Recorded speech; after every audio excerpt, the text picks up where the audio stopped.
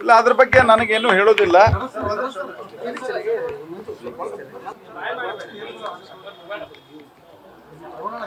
ನಾನು ಈಗಾಗಲೇ ಹೇಳಿದ್ದೇನೆ, ಆ ವಿಷಯದಲ್ಲಿ ನನಗೇನು ಹೇಳೋದಿಲ್ಲ.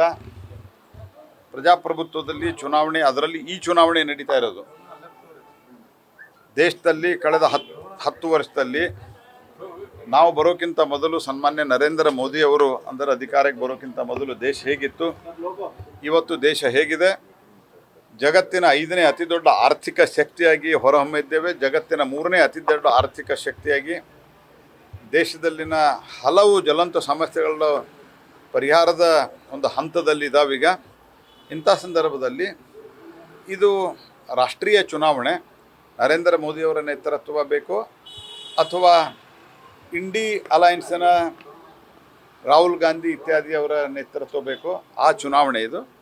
ನಾವು ಅದೇ ಒಂದು ವಿಷಯವನ್ನು ಇಟ್ಕೊಂಡು ಜನರ ಮುಂದೆ ಹೋಗ್ತಾ ಇದ್ವಿ ಮತ್ತು ಈ ಕ್ಷೇತ್ರದಲ್ಲಿ ನಾನು ಮಾಡಿದ್ದ ಅಭಿವೃದ್ಧಿಯನ್ನು ಇಟ್ಕೊಂಡು ಹೋಗ್ತಾ ಇದ್ವಿ. ಉಳಿದಂತೆ ನನಗೆ ಯಾವ ವಿಷಯದ ಬಗ್ಗೆ ಏನು ಹೇಳೋದಿಲ್ಲ. ಇದು ರಾಷ್ಟ್ರೀಯ ವಿಷಯಗಳ ಮೇಲೆ, ರಾಷ್ಟ್ರೀಯ ಒಂದು ಸವಾಲಿನ ಮೇಲೆ, ರಾಷ್ಟ್ರದಲ್ಲಿರುವಂಥ ಸವಾಲಿನ ಮೇಲೆ ಮೋದಿಯವರ ನೇತೃತ್ವ ಮತ್ತು ಇತರರ ಮಧ್ಯೆ ಇರುವಂಥ ಚುನಾವಣೆ. ಹಾಗಾಗಿ ಅದಕ್ಕಿಂತ ಹೆಚ್ಚು ನಾನು ಏನು ಹೇಳಲಿಕ್ಕೆ ಬಯಸ್ತೀನಿ.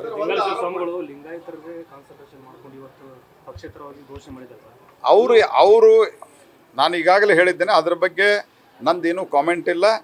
ನಾನು ಅದ್ರ ಬಗ್ಗೆ ಯಾವುದೇ ಕಾಮೆಂಟ್ ಮಾಡಲಿಕ್ಕೆ ಬಯಸೋದಿಲ್ಲ. ಅವ್ರು ಏನು ನನ್ನ ಬಗ್ಗೆ ಹೇಳಿದ್ದಾರೆ ಅದು ನನಗೆ ಆಶೀರ್ವಾದ.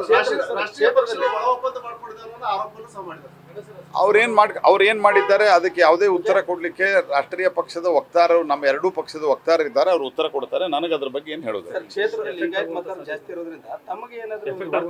ನೋಡಿ, ಇದು ಜಾತಿಯ ಆಧಾರದ ಮೇಲೆ ನಡೆಯುವ ಚುನಾವಣೆ ಅಲ್ಲ. ಈ ಚುನಾವಣೆ ನಡೆಯುವುದು ರಾಷ್ಟ್ರೀಯ ಆಧಾರದ ಮೇಲೆ, ರಾಷ್ಟ್ರೀಯತೆಯ ಆಧಾರದ ಮೇಲೆ, ದೇಶದಲ್ಲಿ ಆಗಿರೋ ಪರ್ಫಾರ್ಮೆನ್ಸ್ ಆಧಾರದ ಮೇಲೆ ಮತ್ತು ನಮ್ಮ ಕ್ಷೇತ್ರದಲ್ಲಾದಂಥ ಅಭಿವೃದ್ಧಿ ಆಧಾರದ ಮೇಲೆ. ಹೀಗಾಗಿ ಇದು ಜಾತಿಯ ಆಧಾರದ ಮೇಲೆ ಚುನಾವಣೆ ನಡೆಯುವುದಿಲ್ಲ. ಅದ್ರ ಬಗ್ಗೆ ಈಗ ಸದ್ಯ ಯಾವುದೇ ಕಾಮೆಂಟ್ ನಂದಿಲ್ಲ.